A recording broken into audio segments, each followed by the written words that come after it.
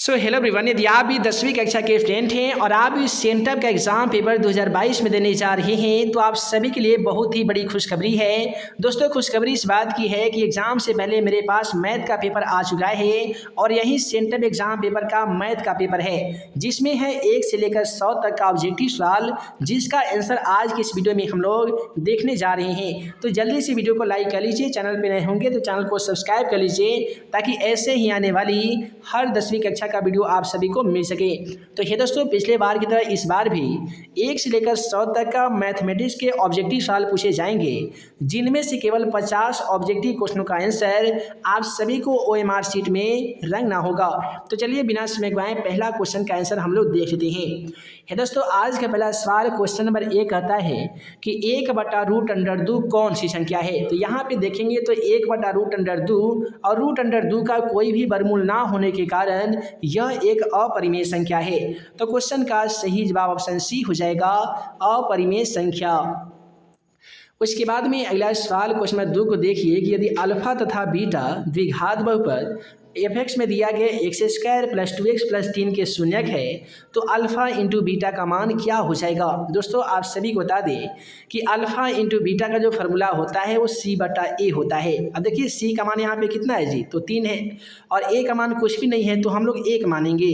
यदि हम यहाँ पे अल्फा इंटू बीटा बराबर c/a फार्मूला के तहत यदि हम c/a का मान बैठा देंगे तो 3/1 होगा और 3 में यदि 1 से भाग लगा भी देंगे तो क्वेश्चन का राइट आंसर 3 हो जाएगा, जो कि ऑप्शन ए में दिया गया है। उसके बाद में आइए अगला सवाल क्वेश्चन नंबर 3 को देख लेते हैं। क्वेश्चन नंबर 3 कहता है बहुपद 4x² + 5√2x - 3 का शून्यक क्या होगा। तो सब गुणनखंड विधि से इस क्वेश्चन का शून्यक ज्ञात कर लीजिएगा और आपका ये चारों ऑप्शन में कोई एक ऑप्शन जो है वो सही आंसर हो जाएगा। उसके बाद में अगला सवाल कहता है कि दो संख्याओं का गुणनफल 15,870 है। यदि उनका मौसा 23 है तो लसा ज्ञात कीजिए। लसा ज्ञात करने का आसान तरीका जान लीजिए कि जो 15,870 जो आप देख पा रही हैं, इसमें आपको मौसा यानी 23 से भाग लगा देना होगा और भाग लगाने के बाद जो भी आपका आंसर होगा ये चारों ऑप्शनों में देखने को मिल जाएगा। उसके बाद में अगला सवाल क्वेश्चन नंबर 5 को देखिए। क्वेश्चन नंबर 5 कहता है कि यदि a = 2 का स्क्वायर का मतलब हो गया कि 2 × 2, 3 का क्यूब है यानी 3 को हम लोग 3 बार लिखेंगे। उसके बाद में 5/4 है यानी 5 को हमें लिखना होगा 4 बार। इस प्रकार से हम 5 को 4 बार लिख लिए हैं। फिर b में दिया गया है कि 2 का क्यूब, तो 2 को हम लोग 3 बार लिखेंगे, ठीक है जी। और फिर दिया गया 3 का स्क्वायर, तो 3 को हम लोग 2 बार लिखेंगे और यहाँ पे 5 को केवल हम लोग 1 बार लिखने वाले हैं। इसमें हमसे पूछा गया कि मौसा क्या होगा।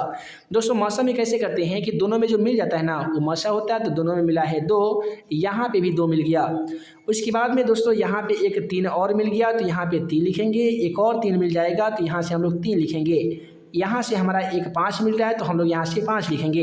उसके बाद में सभी संख्या में गुना करेंगे तो 5 × 15 × 45 × 90 और 90 दूनी होता है 180। तो यहाँ पे 180 ऑप्शन बी में दिया जा चुका है, अतः क्वेश्चन नंबर 5 का राइट आंसर ऑप्शन बी हो जाएगा जी, 180। उसके बाद में कहता है निम्नलिखित में से कौन सा बहुपद नहीं है। देखिए, बहुपद है या नहीं है, आसान सा ट्रिक याद रखिएगा कि कोई भी चर a से लेकर z तक का कोई भी ABCD का अक्षर यदि रूट में दिया गया होगा तो समझ लीजिए कि आपका वह बहुपद नहीं होगा।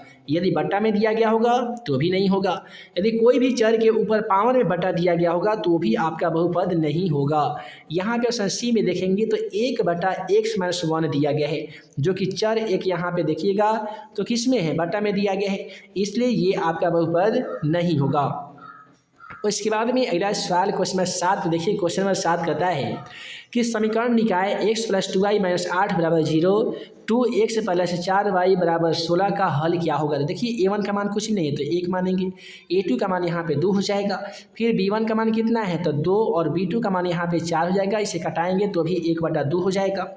उसके बाद c1 का मान -8 है, इधर आएगा तो +8 हो जाएगा और c2 का मान है 16, ये भी घटाएंगे तो 1/2 ही होगा।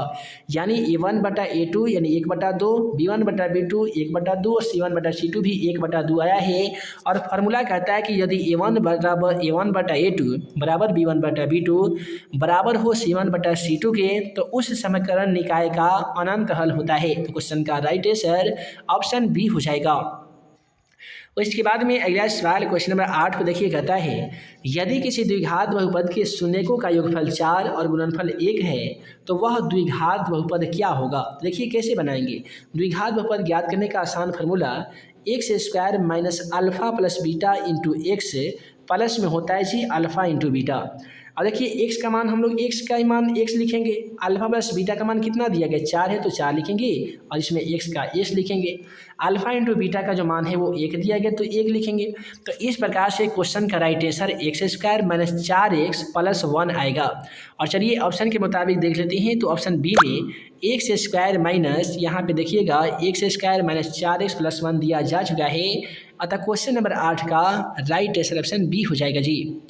उसके बाद में अगला सवाल यहाँ पे देख लीजिए। क्वेश्चन नंबर 8 क्या कहता है 9 क्या कहता है यदि समीकरण निकाय 4x प्लस के वाई प्लस 8 बराबर 0, 2x प्लस 2y प्लस 2 बराबर 0 है तो अद्वितीय होगा। तो यहाँ पे के का मान हम कितना डी रखेंगे कि दिए गए समीकरण का अद्वितीय हल हो जाएगा।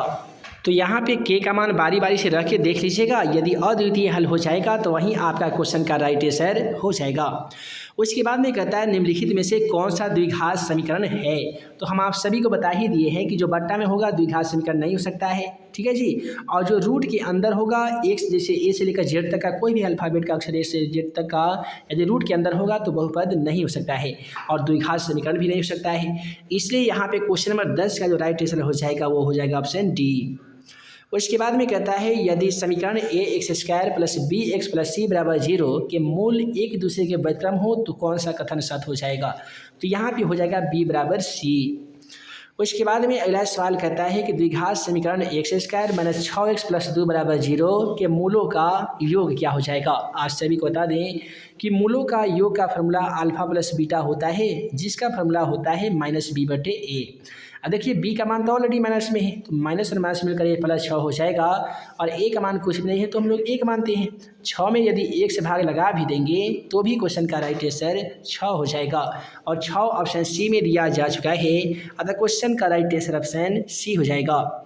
उसके बाद में कहता है यदि x बराबर 6 हो तो आलेख कैसी सरल रेखा होगी। तो x अक्ष से समानांतर हो जाएगी, है ना जी। राइट आंसर ऑप्शन ए हो जाएगा। उसके बाद में कहता है किसी बिंदु में कौन सा नियामक x अक्ष का एक बिंदु है।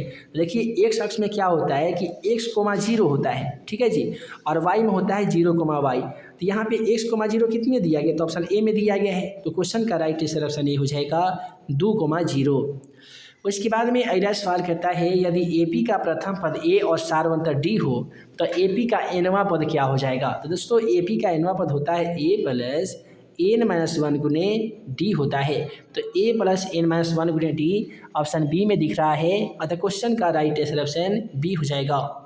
उसके बाद में कहता है समांतर श्रेणी 10,7,4 डॉट का तीसरा पद क्या हो जाएगा।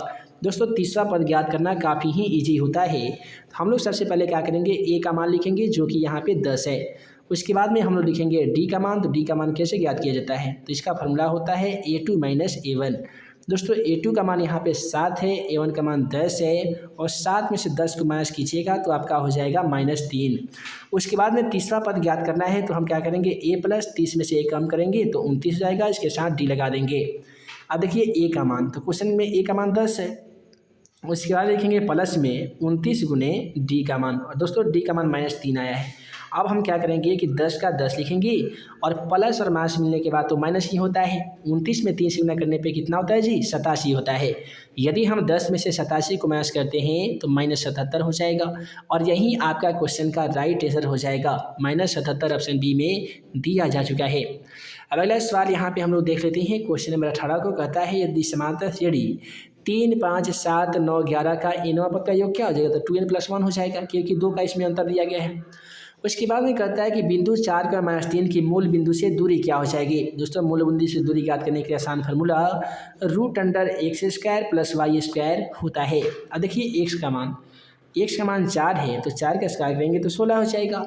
y का मान 3 है और -3 का स्क्वायर भी करेंगे तो भी आपका +9 हो जाएगा। यदि 16 में 9 को ऐड करेंगे तो ये 25 जाएगा। और दोस्तों 25 का जो वर्गमूल होता है वो कितना होता है जी तो 5 होता है। इस प्रकार से क्वेश्चन का राइट आंसर ऑप्शन बी हो जाएगा 5। अगला सवाल क्वेश्चन नंबर 20 को देखिए कि sine square 65 plus sign square 25 degree का मान क्या हो जाएगा। तो हम लोग कैसे बनाएंगे, साइन स्क्वायर 65 डिग्री दिया गया है तो लिखना होगा साइन स्क्वायर इंटू 90 में से 65 घटाइएगा तो जाहिर सी बात है 25 आ जाएगा, और साइन स्क्वायर 25 को आपको same to same sine square 25 लिख देना होगा। अब देखिए sine square into 90 minus theta बराबर क्या हो जाएगा, तो ये हो जाएगा कॉस स्क्वायर 25, और यहाँ पे ऑलरेडी है साइन स्क्वायर 25। अब देखिए sine square theta plus cos square theta का मान कितना होता है, तो 1 होता है। तो क्वेश्चन नंबर 20 का राइट आंसर ऑप्शन ए हो जाएगा। अब अगला सवाल क्वेश्चन नंबर 21 को देखिए कि बिंदु 3,0 और -5,4 को मिलाने वाली रेखाखंड के मध्य बिंदु का नियामक क्या हो जाएगा। मध्य बिंदु का नियामक ज्ञात करने के लिए आसान फार्मूला x बराबर होता है x1 प्लस x2 बटा 2। x1 का मान 3 है, x2 का मान -5 है, तो ये हो जाएगा -5 और बटा में करेंगे 2। 3 में से यदि 5 को माइनस करेंगे तो -2 हो जाएगा, और ये कटने के बाद हमारा आंसर -1 आ जाएगा। y1 का मान 0 है तो 0 लिखेंगे, y2 का मान 4 है तो 4 लिखेंगे, बटे 2 करेंगे तो 0 में 4 को जोड़ने पे 4 ही होता है, इससे भाग लगा देंगे तो 2 हो जाएगा। इस प्रकार से -1,2 क्वेश्चन का राइट आंसर ऑप्शन बी हो जाएगा। तो दोस्तों उसके बाद में अगला सवाल देखिए कि बिंदु -3,5 में भुज का मान क्या हो जाएगा। दोस्तों भुज का मान कैसे ज्ञात कीजिएगा, तो पहले वाला होता है भुज का मान जो कि -3 में है, कोटि का मान पूछा जाता तो दूसरा वाला आंसर हो जाता। अगला सवाल कहता है कि द्वितीय चतुर्थांश में कौन सा होता है, तो द्वितीय चतुर्थांश में पहले होता है माइनस, बाद में होता है प्लस, जो कि ऑप्शन बी में है। उसके बाद में यहाँ पे और भी बहुत सारे क्वेश्चन दिए गए हैं जो काफ़ी सिंपल है आपके एग्जाम पेपर के दृष्टिकोण से और काफ़ी मजेदार है। हालांकि यहाँ पे देख लीजिए tan थीटा cot थीटा का मान कितना होता था, 1 होता है, कितना ईजी है। फिर कहता है यहाँ पे कि वृत्त की सबसे बड़ी जीवा क्या कहलाती है, तो व्यास कहलाती है ना जी। तो इस PDF में 1 से लेकर 100 तक के तमाम ऑब्जेक्टिव क्वेश्चन मौजूद है। इस वीडियो के डिस्क्रिप्शन बॉक्स में बहुत सारे लिंक दिए गए हैं, उस लिंक पर क्लिक करके आप इस PDF को आसानी तरीके से डाउनलोड कर सकते हैं और सेंट्रल एग्जाम पेपर में जाकर गर्दा उड़ा सकते हैं। तो हम जल्द मिलेंगे ऐसे ही 10वीं कक्षा का तमाम सेट का VVI ऑब्जेक्टिव तथा सब्जेक्टिव क्वेश्चन के वीडियो लेक्चर के साथ। तब तक के लिए आप सभी को वीडियो देखने के लिए बहुत बहुत धन्यवाद।